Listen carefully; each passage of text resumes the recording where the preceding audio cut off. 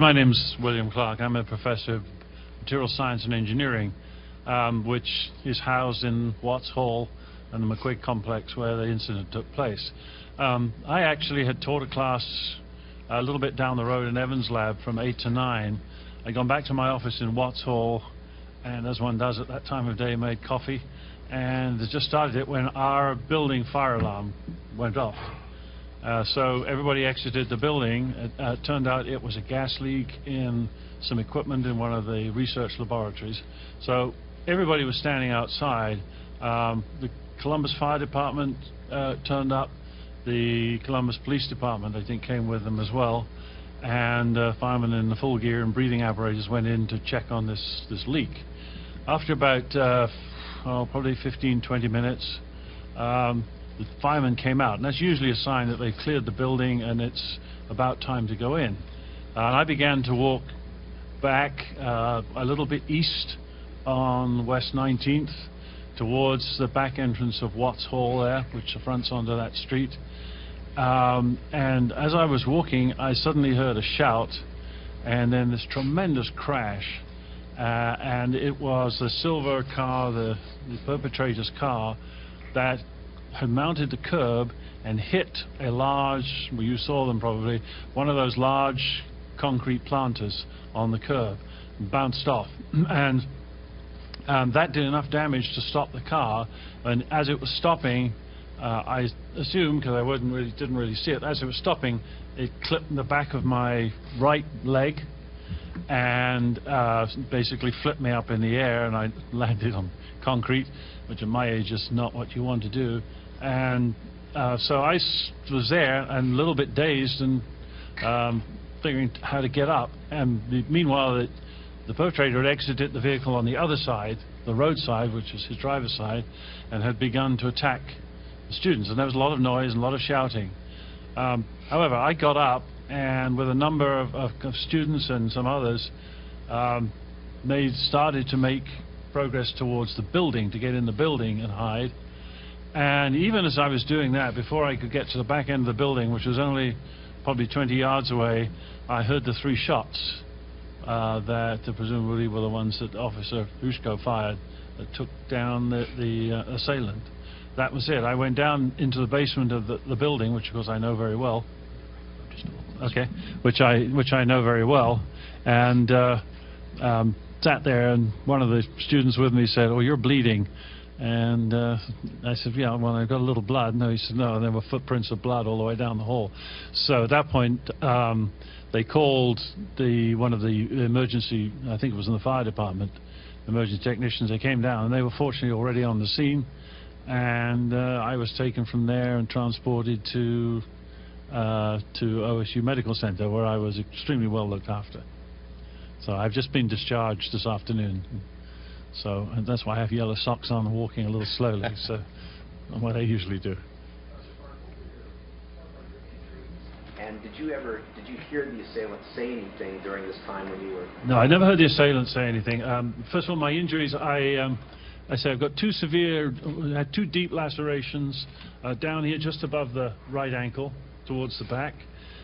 Those were closed in the operating theater in the trauma center, and I also have some severe contusions down the left-hand side of the left leg, which they were concerned might possibly be a fracture in the tibia or fibia, and because of the amount of swelling, they couldn't really determine and see the fracture until sometime today. So they have fortunately determined there is no fracture there, but it's sort of swollen and bruising, so I am extremely apart from the leg trauma, obviously you don't do all these rib muscles and everything else much good when you get shot up into the air like that. So actually more inconvenient is I'm really sore and stiff in the ribs and back. At what point did you realize that this was an attack? Did you realize that? Well, when the car hit me, I didn't really know what to think. I thought, well, maybe this is, a traffic accident. But then there were people started shouting immediately, and I couldn't hear what they said, but it was like, panic shouting. So obviously, at that point, I figured out it was more than just a car accident. Yeah. What are your injuries? You said your leg injuries. Were those from stabbing, or were those part of the I think that, I'm not entirely sure, I think the 2 cuts in the leg were actually from the vehicle. I think the vehicle hit the planter, which basically destroyed much of the front end. And my impression is that it left a lot of open, jagged metalwork there, and it was that sliced the back of my leg. And they're 2 parallel cuts, about 4 or 5 inches long. What do you think when all this is happening to you? I wasn't, it happened so fast. I turned to go back in the building, and all of a sudden this bang and this car's there, and I get flipped in the air, and it all happens so fast. I mean, say literally, at least it seemed to me, maybe the time frame is a little compressed, but it seemed to me literally within 15 to 30 seconds I heard the shots, and it was over. And I didn't look around. I saw, I think, one other student who was hit by the car and flipped up in the air. He was lying on the ground, and but I didn't see any of the people who were stabbed, because they were off to my What would you like to say to the person that's responsible for this? Well, I think, at this stage, until we really know all the facts, I prefer to hold judgment, he was an OSU student. He was from Somalia, but he's an OSU student, and having been a faculty member for 35 years, I'm only too aware of the things that drive students sometimes to do things that they wouldn't ordinarily do. And so, before I pass judgment on this young man, I would like to see exactly what the circumstances are and exactly why he took the course of action that he chose to. And in the end of the day, as I said earlier, I mean, I'm sore, but I'm going home this afternoon, and he's dead. So I think, my sense is, out of respect just for the living and the dead, that we should wait until we know exactly what the truth is. Professor, what will it be like to return to Wausau? Sorry? What will it be like to return to campus and return to Wausau? Oh, I'm happy to go in there. In fact, my wife drove me there. I parked outside today. My colleagues were in a faculty meeting, and so I don't feel that the Watts Hall itself wasn't threatened. This was a street accident and a street incident, and it was just unfortunate that because of this completely unrelated fire alarm, there were a lot of people out there. It was also, in my view, very fortunate that he hit this big concrete planter, because that had not been there, and he'd have ridden up on the curve, he would have plowed into 40 or 50 people. So. Your thought about this happening at Ohio State? I think it's very sad. I think it's very tragic, and something like this happens at any university. I mean,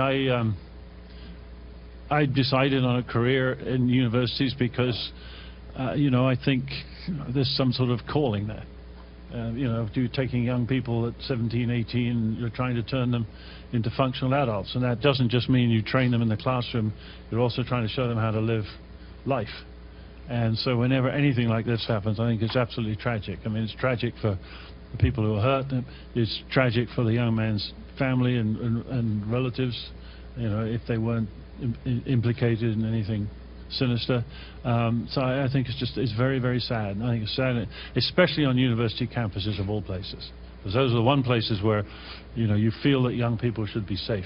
At the time of the crash, I assume you didn't know that he had gotten out of the car with a knife, or did you? At what point did you realize? I think he got out of the car after he crashed. So I heard the crash, and then I was on the ground just trying to get up, and there was sort of little chaos here, and I was on the driver's side of the car facing towards the rear, and he got out of the driver's side. I was out on the passenger side. He got out of the driver's side on the other side, and that's where he started attacking people out towards the street. So all I heard was the shouting and the screaming from the people standing there. I didn't hear him say anything at all. Did you see him, and did you see him? No, I didn't. Well, I might have done, but I wasn't aware of separating him from. There were a lot of people around on the street, and I'd say by the time the gunshots, I heard the gunshots, I think he'd taken off well down 19th Avenue. Professor, did you have any previous contact with him? Had he been in any classes or anything? No, I think he was a business major. I'm an engineering major. It just so happened that whether he was even in that building at all, because he drove along College and turned down there, so he needn't have had any business or any affiliation with anything that went on in there, even though some of the classrooms in there are what we call pool classrooms, which are shared by all kinds of disciplines across the university. So no, I'd never seen before. Did you hear what anyone was saying while they were screaming? Did you hear somebody say he's got a knife or anything like that? You know, to be honest, I mean, that was the kind of screaming, but I couldn't put my finger on any specific sentence that anybody said. But sure, yeah, it sounded like people screaming because they felt threatened by somebody who was armed in some way. Yeah. You know, the police is trying to figure out what was the motive behind this attack. Are you interested in the motive too?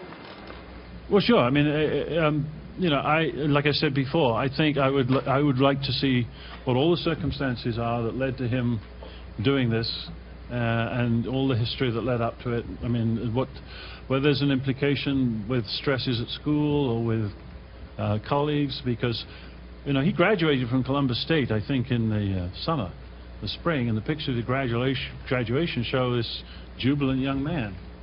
And so to do this to happen 4 or 5 months later, yes, I would be very interested to know what all the circumstances were.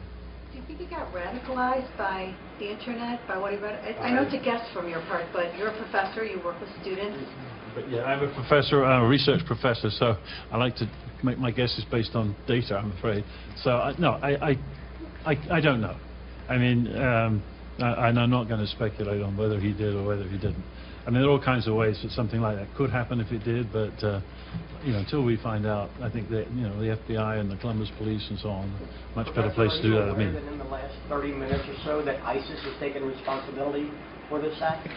well, I mean, you know, anybody can take responsibility for anything if they want, if they see it as a feather in their cap, I think. So I don't think that, to me, that doesn't necessarily imply that they were behind the planning or whatever.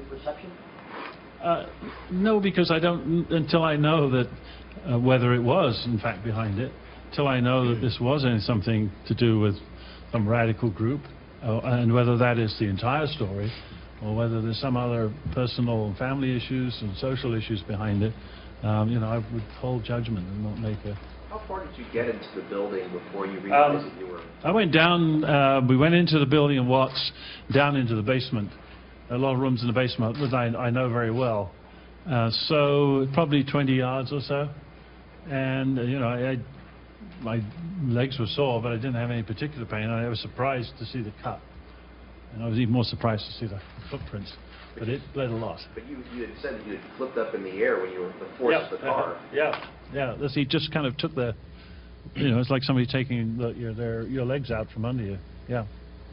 So. Professor, I know you're recovering yourself, but you know, in a time like this, I know students probably look to people like you on campus. What would you want your students to know, or you know, what would you say to them if they came to you?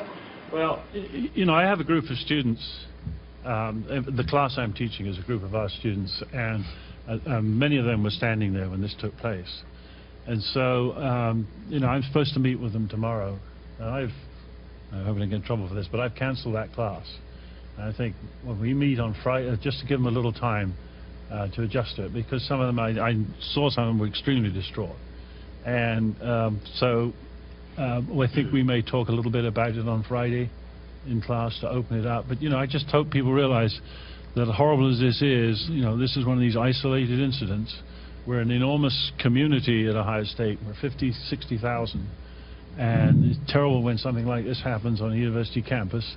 And, you know, university campuses are vulnerable to that kind of thing because we are an open society, so that young people can grow up and learn and make a, you know, a certain amount of, make some mistakes as part of growing up under controlled conditions. So I would tell them, I mean, we're still a great university. We still beat Michigan. And, you know, we'll go to the national championship. We're still in the top 20 in the university rankings in the country. And this isn't going to change it. Say to the officer that ended all this very quickly? You know, I've thought about that.